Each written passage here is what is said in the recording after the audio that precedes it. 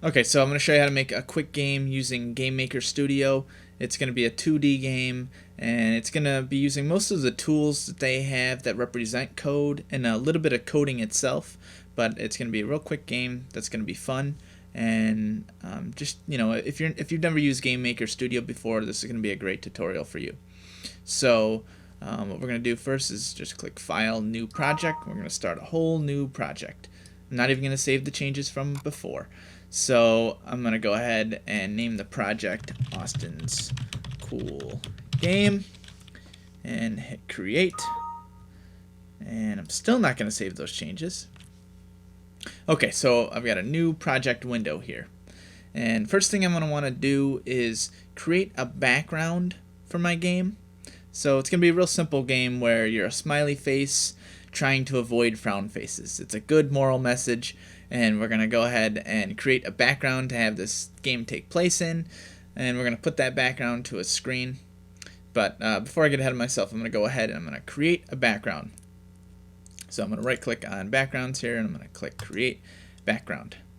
And I'm going to give it a title that's going to be easy to work with later on, but I'm going to call it BG_clouds. And I'm going to go ahead and hit OK. And once I go ahead and open up that clouds by double clicking on it, that background object called BG clouds, I'm going to go ahead and hit edit background, and now I can actually draw the background using the tools they have available. Before I do that, I'm going to make the what they call the canvas, but it's basically the size of the background bigger. I'm going to change it to 400, and go ahead and hit OK. And then I'm going to use the fill bucket tool.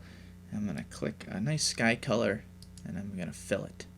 So once it's filled like that, it's a pretty boring background. I'm going to go ahead and add some clouds. So I'm going to change the color to white. And let's see, I want my circle tool. And I'm going to go ahead and make some clouds. And this is going to be a repeating pattern. So I'm going to make it kind of random, but kind of structured as well. So I got 3 little clouds here. And I'm going to go ahead and hit check mark. And then hit OK. So I'm going to add a room. And you can think of a room as a screen and a background as what's going to be, what's going to be at the back of this room / screen. So I'm going to go ahead and hit create room. And once I'm here, I'm going to go to the backgrounds tab, and I'm going to select with this little drop down here, BG clouds. And look at that. There's my nice little tiled background. And I want this to scroll as the game starts. And because this is the first room that I've created, it's already checked visible when room starts. So this is what you're going to see when you start up the game. And I want it to scroll to the left. So if I gave it a positive number, it would scroll to the right, as far as right here where it says horizontal speed. So I want to give it a negative number, so it scrolls to the left. So I'm going to go -2, not 3, not 32. I'm going to go -2 and go ahead and hit check. And now when I hit play, by the way, this play button is how you basically run the game that you're making. Go ahead and hit play, and it should show as a scrolling clouds to the left. So let's see if this works. And look at that. It's nice and big, and it's scrolling. And this actually looks a lot bigger than what I thought it was going to be. Let's see. That's okay. It's just going to be a big game. And it's going to be the best awesome big game you've ever seen in your life. Okay, so we're going to go ahead and create what I call the hero sprite. It's going to be the character that you're going to be, and it's going to be that smiley face character.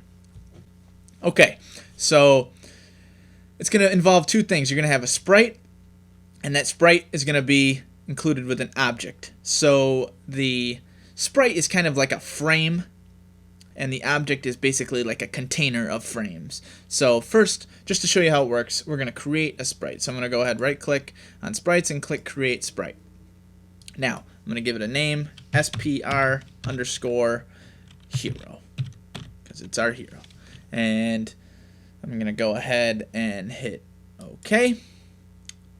And the sprite is just if you can see right here, there's no picture here.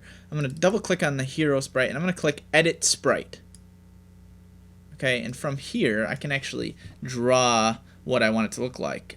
Once I go ahead and click this little white new page, new sprite button, click on that, hit OK, and then I'm going to double click on this little box here, and if I zoom up, I can actually, if you just scroll forward on your mouse wheel, I'm just going to zoom up so I can look at this sprite. It's a very small sprite, and it's going to be our character going around on the screen, but I'm going to zoom up so I can draw him. So I'm going to, just like the background, I'm going to click on the paint bucket, and in this case I'm going to choose yellow, fill it in, then I'm going to use the pencil tool up here, and I'm going to change the size so it's a little bigger than an actual pixel, and I'm going to select black as the color and give it a couple eyes, give it a nice smile.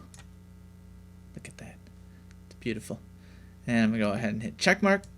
And so like I said, this is like a frame of the sprite, so of the object that we're about to create and assign the sprite to.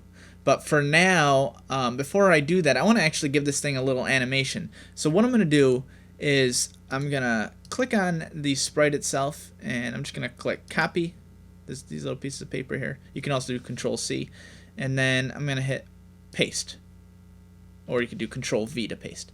And I'm going to paste a bunch of these. Why? Because these are frames. Think of it as like a if you're watching a movie, there's like 24 frames per second. This is going to have a bunch of frames per second, and I'm going to want this smiley face to blink.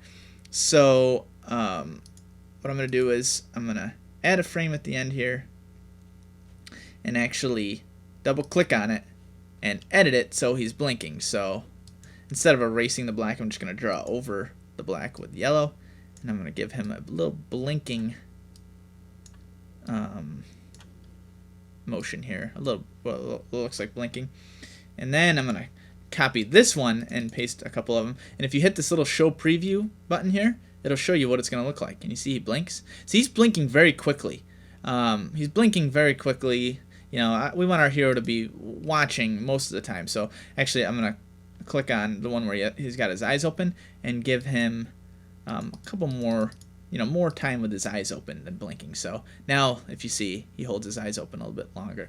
So that's because there's more frames. It basically every second it's going right through this list of frames and then restarting. And that's why these sprites are like frames. So I'm going to go ahead and hit check mark and hit OK. And then I'm just going to create an object or a container for that sprite animation. I'm going to go ahead and hit create object. And here I'm going to click this little drop down and hit sprite. So this object is assigned to our sprite. And just to keep our sanity, I'm going to go ahead and hit SPR underscore, or no, actually, what am I talking about? I'm going to go ahead and hit OBJ underscore hero for for naming purposes, and go ahead and hit OK. And now our object is assigned. I take that back. So our sprite is assigned to the object. And so let's go ahead and open up the room here by double clicking on it, and I'm going to add this object to the room. So to do that, I'm going to click on the Objects tab, and it's already set to the hero object, so I can just go over here and just click wherever I want him to start. Boom, right there. He looks happy enough. And I'm going to go ahead and hit the check mark, and let's make sure it runs. I'm going to hit the play button and make sure he shows up and is not scrolling where the background is scrolling. And look at that, he's flying. He's flying and he's blinking. It's beautiful. So let's go ahead and close this. And so what we want to do now, it'd be a pretty boring game if you just watch this guy fly. It might be a good screensaver, but for our purposes, we're going to go ahead and give him some instructions or code for how to act. And the first thing we want to do is give him some instructions for how to react to buttons that we press on the keyboard. In this case, we want to give him directions like left, right, up, and down, because I want him to be able to move I want him to be able to move in conjunction with the keys being pressed. So I'm going to go ahead and double click on the hero, and here this is basically where you're going to add your code. And with the hero, we're not going to type any code. We're going to actually use these symbols here on the side which represent code, which I think is nice. And if you're a beginner programmer, this is a great way to learn. So we're going to assign one event. We're going to assign an action to each arrow key event. So the way it works is you have an event or a trigger, and with that trigger there is an action that should happen, and we're assigning all of this so we can decide what is a trigger and what happens because of that trigger. And in this case, we're going to have the trigger be the left arrow key is pressed, and when the left arrow key is pressed, the action is move our hero to the left. So what I'm going to do is I'm going to click add event, and I'm going to click key press, and I'm going to select left. Okay, and then so the event is key press left, the action is, and we're going to select this arrow here. I'm going to drag it over, and it says move fixed. So when the left key is pressed, I want him to move left, so I'm going to click on this left arrow, and I'm going to have him move at speed 2. Go ahead and hit OK. So now when I hit left key, he should start moving in the left direction. Go ahead and hit OK, and let's test it.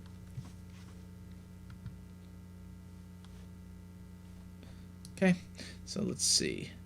Look at that, he's moving left. Now he's just going to keep going, and there's nothing I can do about it. He's just going to go forever. So we're going to have to write some code for when he hits the edge of the screen. But first I'm going to go ahead and put the other events. I want him to move right, I want him to move down, and I want him to move up. So for each of these key presses, I just gotta associate the action I want to happen. So I'm gonna go ahead and do that for up, and I'm gonna do it for right, all the same speed so that it flows nicely, and down. Okay, so now not gonna test it here, but it should. When the game starts up, all the arrow keys will make him move in that direction. Will make him move in the direction of the arrow pressed. So we also want to, like I said, have something happen when he hits the outside of the screen. So to do that, we're actually going to add an event called outside room, which is under the which is under the other category. We're going to go ahead and click outside room. And so basically when he's outside the room, when this hero object is outside of the room, we want him to reverse the horizontal direction and reverse the vertical direction and go in the opposite way. That way, if you hit the left of the screen, you'll turn around and go right. If you hit the top of the screen, you'll turn around and go down. So let's go ahead, and I'm going to add horizontal, and then I'm going to add vertical. Reverse vertical. Sorry, these two buttons on the side, reverse horizontal and reverse vertical. So go ahead and hit OK. And let's test this one. So now I should be able to move him in all directions, and he shouldn't be allowed to go outside of the screen. So let's go up. That worked. And go right. I'm going to go up more, and when he hits the top, he should come back down. Look at that, he bounced. That's nice. Okay, so what's next? We're gonna want to give, we're gonna want to give the hero something to do, and so like I said in the beginning, we're gonna have him. The goal is to avoid the frown faces. So what I'm gonna go ahead and do is, I'm gonna create a new object called the anti-hero. Okay, in this case, it's gonna be a frown face. And it says, oh, what sprite do you want? Well, I'm going to hit new sprite. So this is just a different way of adding a sprite. And I'm going to call this one anti-hero, just like the object it's a part of. And right from here, I'm going to click edit sprite. And just like we did before, I'm just going to draw real quick, in this case, a frown face. And it should only take a second. Just go boom, boom. There. This is our villain. Oh, he's evil. And let's go ahead and check that and hit OK. And so now we have this anti-hero object.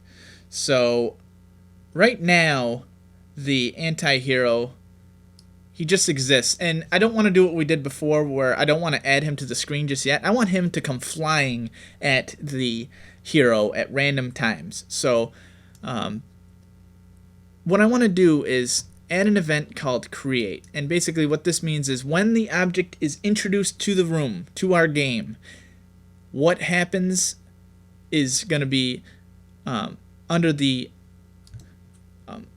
create is going to be that event, and the action is going to be what happens right when that happens. So basically when this anti-hero enters the room, we want this to happen, whatever we put in the actions section here. And in this case, I'm going to actually write some code. So it's going to be, if you go over to Control and drag over the code button, this is going to be the only time where we actually write code. And this is just a way of pointing the anti-hero at our hero and moving in the direction of that. So we're going to give a variable here, and we're going to give him a direction. There we go, equals. And by the way, I'll have this file in the description if you want to download it.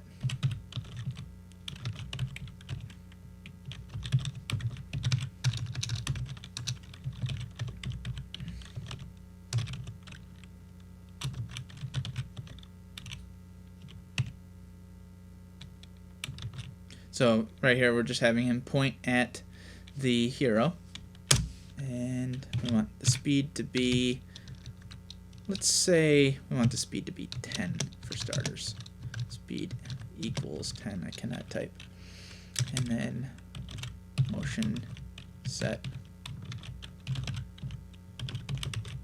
Okay, so this is code for when the anti-hero, when the frown face is created, we want him to move towards the hero.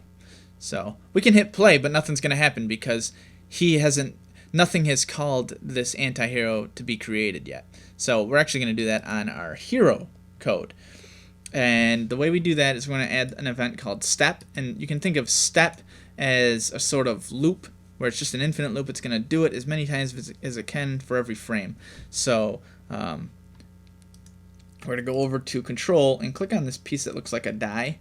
And what it is it's a chance. It's a random chance, and we decide basically how many sides of the die it has and how much chance it's going to have. So we'll say 1 out of every 10 times do blank. And the blank is going to be, we're going to drag over the top of this block, or the start of a block, which is this top arrow, which is just to show you, I'll bring over just to show you, I'll bring over the end of a block as well. So 1 out of 10 chance do what's in between these blocks, because we're going to have more than one instruction. We're going to go ahead and drag in this light bulb, which is create an instance, and we want to create an instance of, change it to anti-hero. And I actually want to move him off the screen a bit, so I'll go over to 400x. So it should move him to the right, so he's created to the right. So yeah, at least have a chance as the hero. And go ahead and hit OK, and let's hit play. So now he should come flying randomly at our hero. The frown face should come flying at the hero. Yep. And look at that, and it's random, so it's 1 out of 10 chance every frame. Shoot this guy at the hero, and nothing's happening when he hits the hero, but that's about to change. So let's go ahead and close this. And still working with the hero's code, I'm going to add an alarm. An alarm is basically another kind of trigger, where we want a trigger to trigger when the frown face is outside of the screen. So we'll say every 30 frames set the alarm, and then over here the alarm is going to be called, and with the alarm we're going to have it destroy an instance, and in this case we want the instance to be the anti-hero. and go ahead and hit OK. And that's our alarm. So now go back to step, every 30 frames, every 30 steps, the alarm is going to be triggered, which is going to destroy the anti-hero. Okay, so not much is going to happen now. Still, like, okay, so the frown face is going to be destroyed, but it's still not going to create a fun game because there's no danger. We need that sense of danger to have our great smiley face adventure. So we're going to create a game over screen or room. And so let's see. In our room, we are going to basically, once the room is created, it's fine. We can change the name of it. Let's see, go to settings and just change it to RM_game over for our game over room. Okay, so now on the side here it'll say game over. And we also want to create a game over object. So I'm going to go ahead and create object, and I'm going to call it, I'll just call it game over, obj_game over, which is fine. It doesn't have a sprite. Let's create a sprite. I'm going to go ahead and hit sprite_game over, and I'm going to go edit sprite. And in this case, I can make it bigger. I'll go width 100 and height 100. So I want this to be the button that you pressed after your game over screen is shown. So I'm going to go ahead and hit, I'm going to double click on it, and there's a little text button so I can actually write text. And I'll go press space to try again and hit OK. And that it's not big enough to contain our message, so let's go ahead and resize the canvas. Just give it a bigger width. I'll give it 150. That should be enough. Well, it makes the whole thing bigger. That's fine. Oh, look at that. The text used number for new line. Let's just go press space to try again. And that creates a whole new one. So let me just erase the one we did before. It's not even centered, but that's okay, because we're going to want to be jumping back into the game anyway. Go OK on all these windows. And then what we want to do is switch rooms when the game should be over. So I'm going to do this through the hero, and I'm going to create a piece of code that says,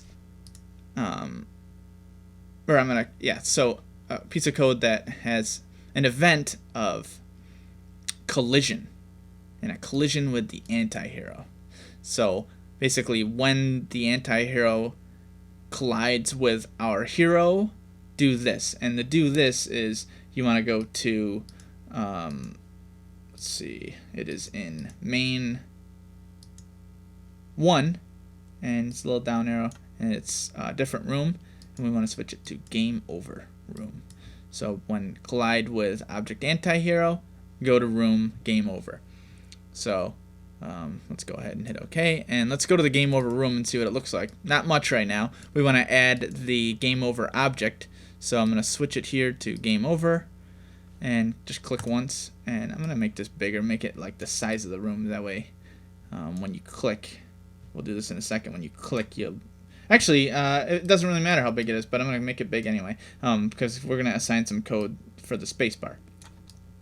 So let's go ahead and hit check, and let's test it. So now when we hit the frown face, it should flip to the game over screen. And look at that. Hitting space does nothing because we have no code for it. So let's go to that game over object that is in the game over room that pops up when we hit the anti-hero, and add a piece of code that says when the space key is pressed, have the room of our main room show, which in this case is named room 0 because I never changed it. So when the space key is pressed, go to room 0. So now we should have a functioning game. So I'm going to go ahead and hit play, and gonna go ahead. Oh, space to try again, and look at that starts. This is really hard. He can't move out of the way. Oh, look at that! I barely missed him. Ah! So this is like the hardest game ever. Let's make the hero go a little faster. So now it's really fun. You just tweak the settings a little bit just to make it more fun. So I'll have him go speed 5 in each direction. And I know this isn't the most efficient way of doing it, but just to show you how to make a simple game, you know, and get your, just to get started. And this is a good way to do it. So let's go ahead and hit play. Now he should be able to move faster, and we should have a pretty functional game right now. That's fun. Yeah, so now he can move. Boom. And see how the code is telling each frown face to point at him and move in that direction. So if I go down here, look at, ooh, like they have no chance. I'm just gonna maintain my smile, my smile, and enjoy the clouds because they have no chance. So I could tweak all that, but that's the basic idea of creating a simple game. And when you're ready, you can see down here you can export it to all these different platforms. And there you have it. A way to create an easy game. I hope you enjoyed this.